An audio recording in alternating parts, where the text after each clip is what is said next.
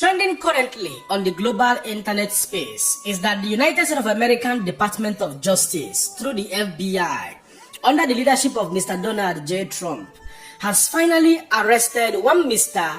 Zubayr al-Bakoosh, who is believed to have played a key role in the 2012 Benghazi attack in Libya that claimed the life of 4 American citizens. For the records, many of you can still recall that on the 11th of September 2012, that a well-known armed militia called Ansar al-Sharia launched an attack on United States of American mission in Libya. This Islamic militant, as the news has it, were all well armed with AK-47 rifle and grenade launchers and proceeded to the American mission in Libya all the way in Benghazi and opened fire in that very building. This very brutal attack in that very building was what claimed the life of one of the ambassadors, Chris Stevens, and one of the employees of the American mission in Libya, Sean Smith. And shortly after that, as the violence continued to intensify,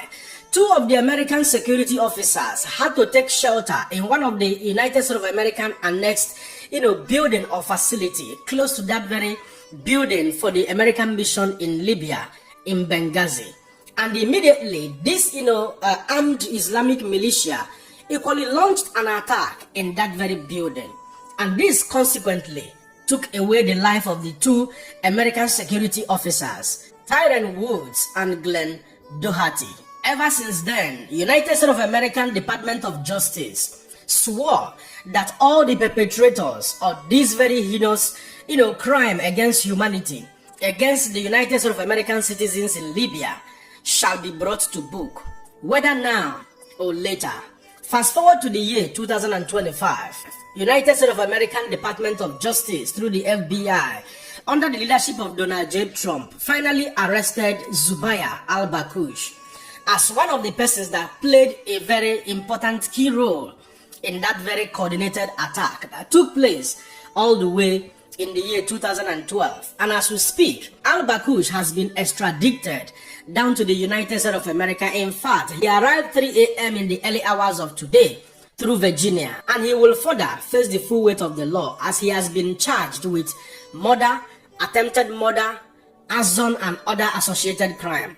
Listen to the Attorney General of the Federation in the United States of America, Mrs. Bundy. To announce that the FBI has arrested one of the key participants behind the Benghazi attack. Zubayr al-Bakoosh landed at Andrews Air Force Base at 3 a.m. this morning. He is in our custody. He was greeted by Director Patel and U.S. Attorney Jeanine Pirro. Hillary Clinton famously once said about Benghazi, "What difference at this point does it make?" Well, it makes a difference to Donald Trump. It makes a difference to those families. And 14 years later, it makes a difference to law enforcement who made the difference in this case. Thank you, President Trump, for supporting all of our agencies around the country and around the world. Bakoosh will now face American justice on American soil. We will prosecute this alleged terrorist to the fullest extent of the law. He'll face charges related to murder, terrorism, arson, among others. Let this case serve as a reminder. If you commit a crime against the American people anywhere in this world, President Trump's Justice Department will find you. It might not happen overnight, but it will happen. You can run, but you cannot hide. We are immensely grateful to our partners, especially at... Well, this is just a reminder, according to the United States of American Department of Justice, that justice will always be served, that wherever on the surface of the earth that you take the life of any American citizen or you commit any crime against American citizens, that they will fetch you from wherever you live or wherever you hide. If it does not happen today, it will happen tomorrow. That has been the slogan, or one of the consistent statements of the United States of American Department of Justice. Well, there are some correspondents. Some persons are saying, why was this man extradited to the United States of America? Why not be tried in Libya? You know, there are so many concerns. You know what I mean?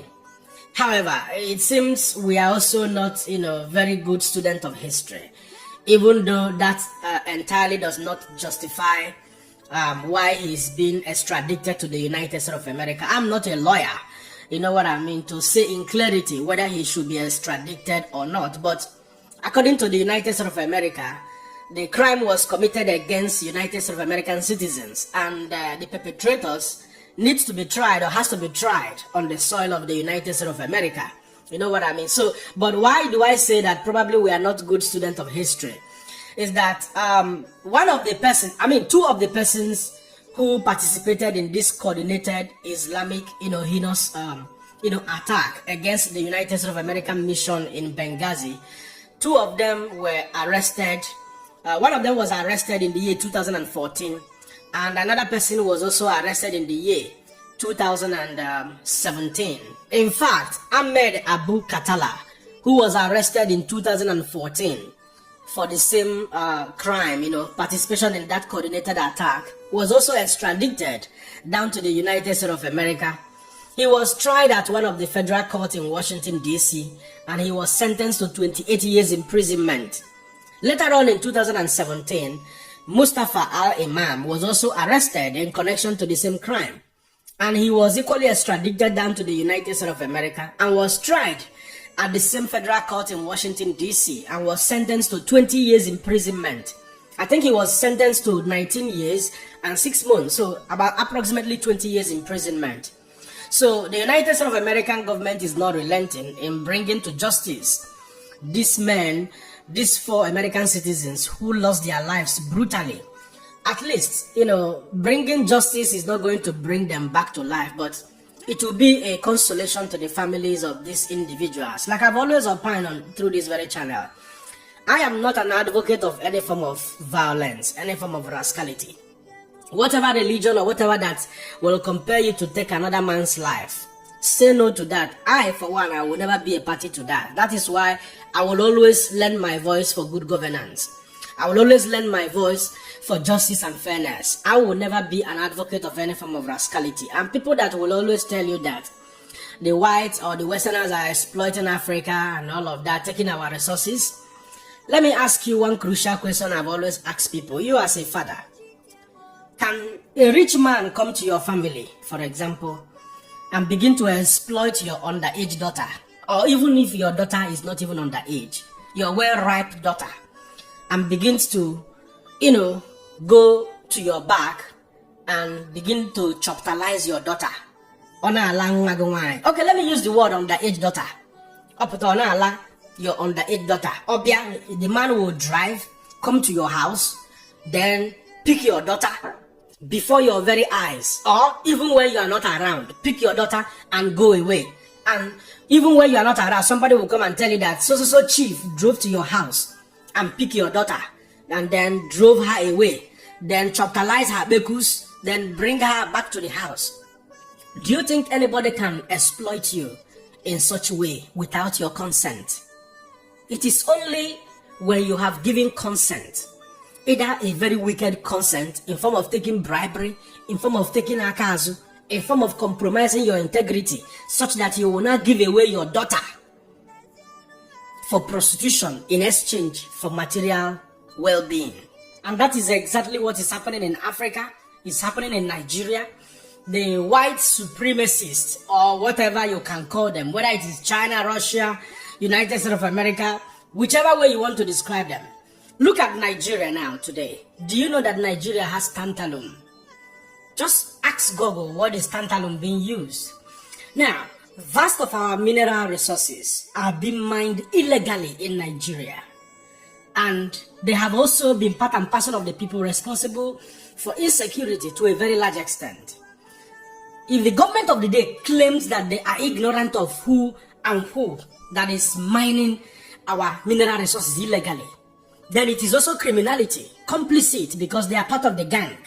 So, why will you allow foreigners to come and mine mineral resources illegally in your country. It is simply because some con men among the same Africans, among the same Nigerians, have partnered with these people in criminality to form a circle of gangsters that will extort and exploit the mineral resources of the nation. So this is why I'm not one of those people that want to blame Germany, want to blame America, want to blame Russia. Why is Germany not being exploited by United States of America? Why are they not being exploited?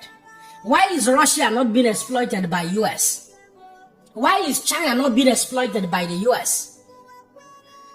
There are so many unanswered questions, but I can tell you, integrity is doing the right thing even when nobody is watching. At this point, I'll allow you guys to be the judge. Don't forget to let me know what you think in the comment section and share this video